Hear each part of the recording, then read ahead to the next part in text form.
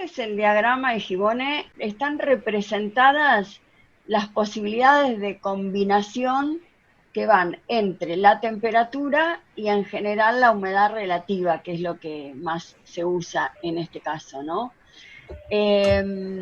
Y con eso determina 6 zonas de confort, ¿no? De confort, o en realidad determina 2 zonas de confort o una zona de confort con una variación entre invierno y verano, y el resto, ¿cuál es el problema que tiene en relación a la temperatura y a la humedad?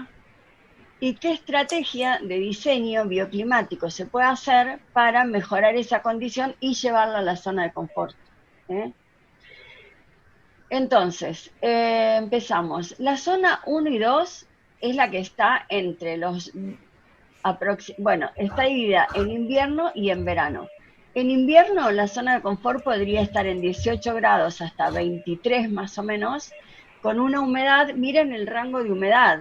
Esto a mí me sorprendió cuando lo vi, casi en 80 y 20. O sea, la humedad es algo que está previsto en la zona de confort, una humedad alta, ¿eh? Así que, y con una temperatura un poco más baja, y en verano una temperatura un poco más alta, ¿eh? Ahí es esta temperatura se mide con el cuerpo, así como estamos ahora nosotros, en estado de sedentario, tranquilo, digamos. Esa temperatura y esa humedad nos da una zona de confort. Si estamos en una zona en donde el parámetro promedio de la humedad y de la temperatura están en esos grados y en ese porcentaje, no hace falta supuestamente no haría falta aplicar ninguna estrategia de diseño bioclimático. Haciendo bien un diseño adecuado, no estaríamos dentro de esos parámetros de confort, ¿eh? Estos que dicen entre 18 a 23 o entre 22 a 27 más o menos en verano. Esa es la zona de confort. Suponete que el puntito te caiga acá, que es lo que vimos. ¿Qué te dice? Que está bien. Si el punto te cae, por ejemplo, en la zona 3, que la zona 3, 4, 5, 6, ¿no? ¿Por qué lo digo así rápido? Porque prefiero ya ir directamente acá. Si la zona 3 está ubicada entre humedad 100 y humedad 20 y grados de temperatura 31 a 23 más o menos, esto así alargado, ¿no? Entonces necesitamos una estrategia que es la ventilación cruzada. ¿Sí?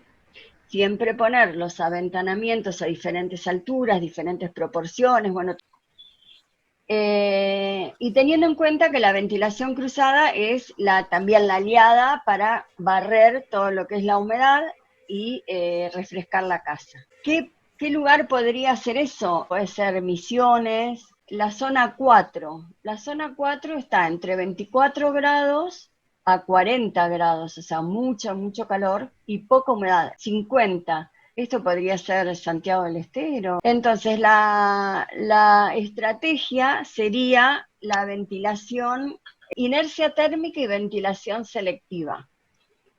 Bueno, inercia térmica es todo aquello que, por ejemplo, esto está bien para San Juan, La Rioja, es donde hay amplitud térmica en general. Entonces, se capta, la inercia térmica hace que proteja el envolvente del paso del calor, y una vez que refrescó a la noche, cuando refrescó, se ventila. No se ventila durante el día, se ventila, esa es la ventilación selectiva, es esa. Ven que acá dice, mediante la ventilación durante la noche nos permite la estabilidad térmica en el interior del edificio, o sea, tener una inercia térmica hace que el edificio se mantenga fresco, pero como hizo mucho calor, hay aire caliente, entonces a la noche cuando refresca se hace una ventilación selectiva.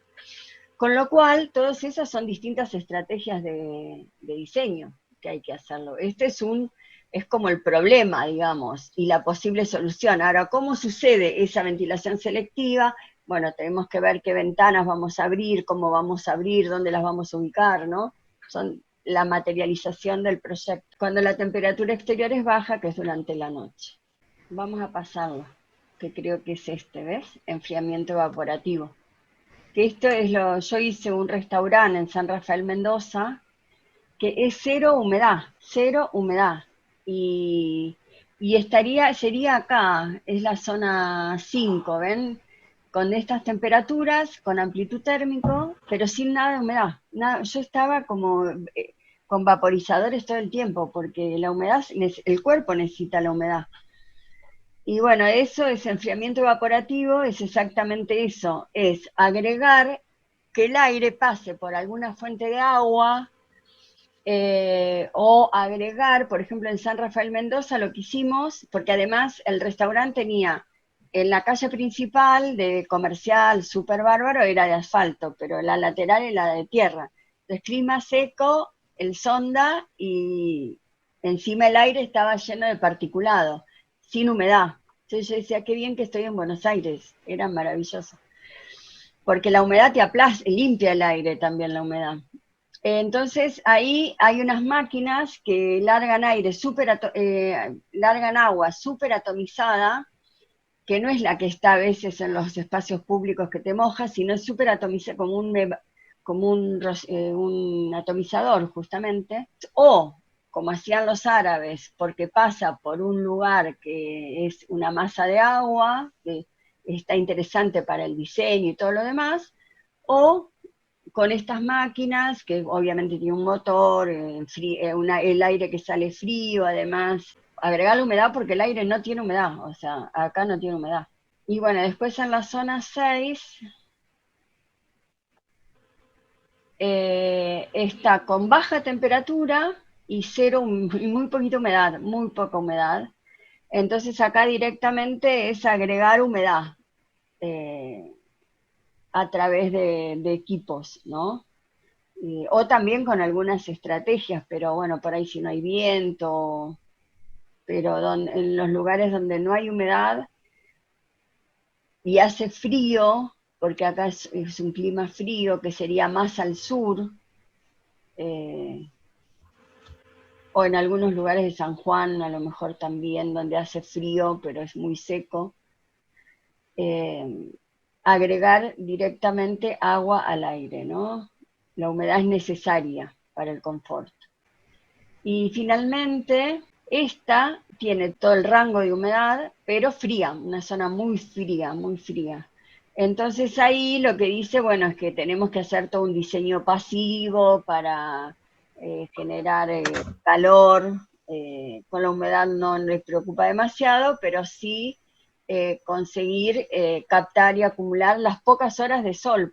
Así que bueno, eso es un poco este diagrama que también se hace de manera digital, o sea que ya todo esto que vimos, para que lo entiendan, y el objetivo es que ustedes entiendan también qué es esto que está acá, ¿no? De qué se trata.